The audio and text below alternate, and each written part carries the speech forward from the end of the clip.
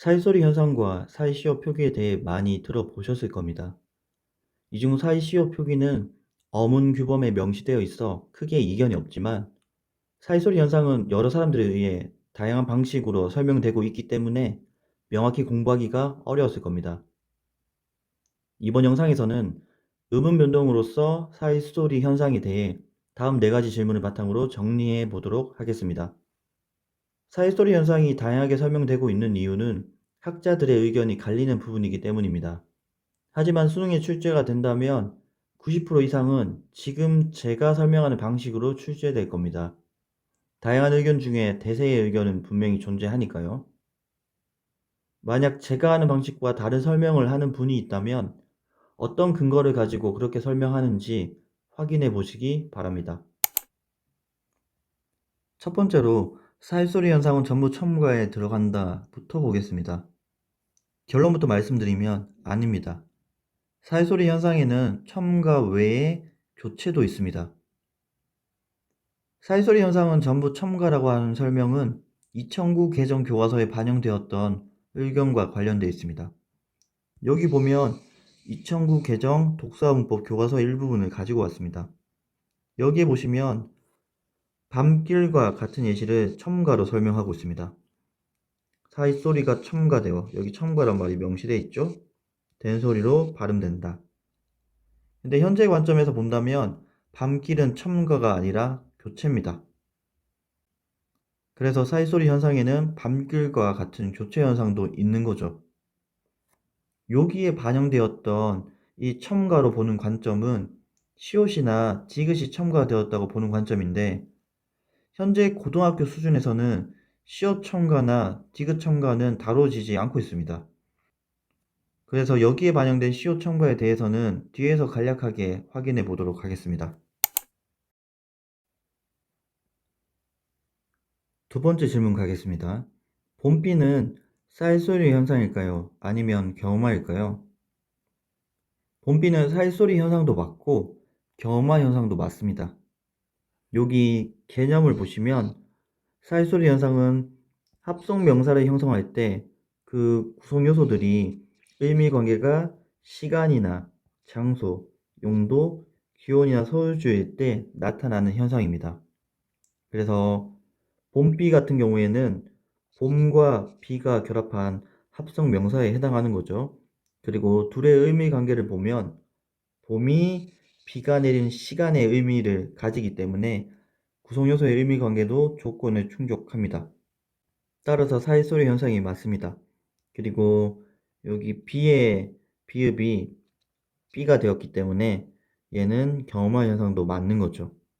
이러한 예들을 합성 명사에서의 경음화 또는 쌀소리 현상으로서의 경음화라고 현재 설명을 합니다. 당연히 음운 변동의 유형 중에는 교체에 들어가겠죠.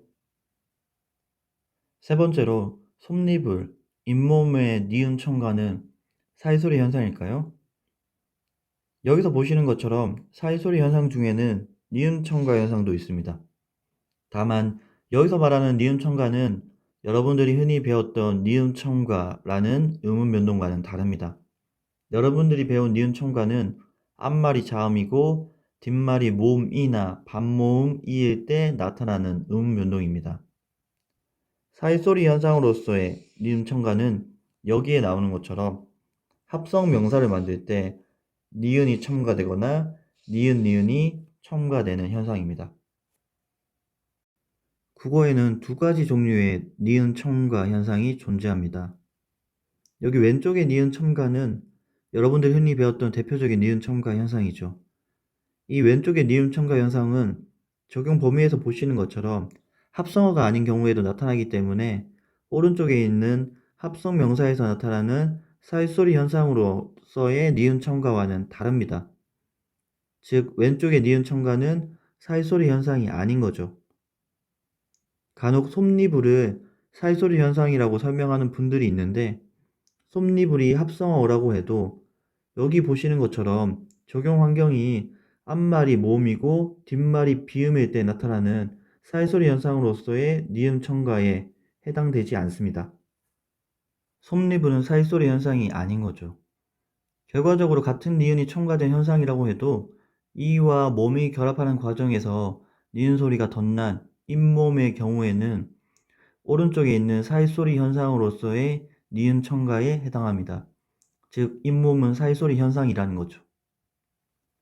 잇몸에 표기된 시옷은 사이소리 현상이 나타났다는 걸 알려주는 표지라는 건 알고 있으리라 생각합니다. 자, 그럼 정리하면 현재 가장 주된 흐름이라고 볼 수 있는 사이소리 현상에 대한 설명은 이 표처럼 정리할 수 있습니다. 출처도 옆에 적혀 있고요.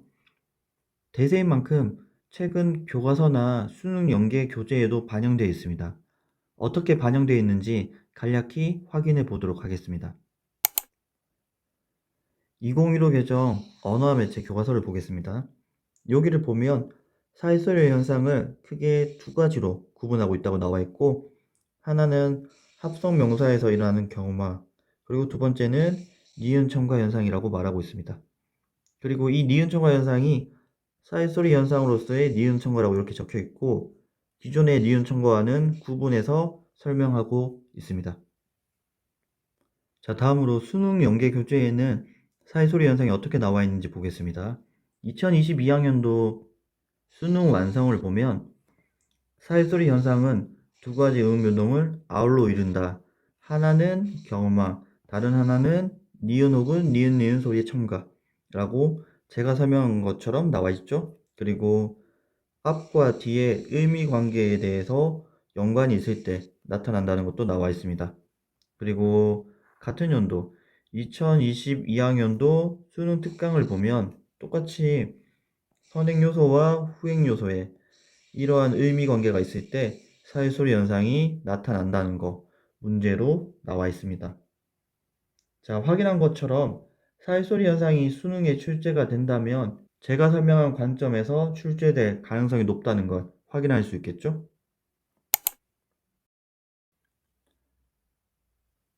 학문적인 관점에서 봤을 때 사이소리 현상으로 보일 수 있는 예들을 정리하면 다음과 같습니다. 여기 제가 파란색으로 표시한 것처럼 유형 1에서 5까지 총 5가지 유형으로 구분해 봤습니다. 조금씩 미묘한 차이가 있는 예들인데 앞서 제가 설명드린 관점으로 쉽게 설명할 수 있는 유형 1, 유형 3, 4 정도를 눈여겨보시면 될 것 같습니다. 마지막으로 사이소리 현상을 설명하는 다른 유명한 관점인 시옷 첨가에 대해 간단하게 확인해 보도록 하겠습니다.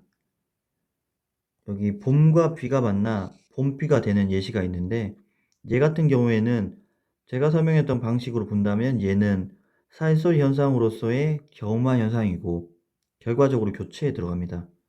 근데 시옷 첨가 관점에서는 시옷이 첨가됐고 결과적으로는 첨가로 분류할 수가 있습니다. 과정을 간략히 확인을 해보면 여기 봄과 비가 만나서 시옷이란 소리가 첨가됐습니다. 그리고 첨가된 시옷에 음절 끝소리 현상이 나타나 디귿이 된 거죠. 그리고 이 디귿에 의해서 경음화가 나타나 여기 쌍미읍으로 변한 겁니다. 그리고 마지막에 첨가되었던 소리가 탈락해서 디귿이 탈락해서 봄비라는 표준 발음이 되는 거죠. 그래서 시옷 첨가로도 이 봄비 현상을 설명할 수 있습니다. 나머지 예들도 시옷 첨가라고 설명하는 관점입니다. 옆에 있는 내용 한번 확인해 보시면 될 것 같습니다.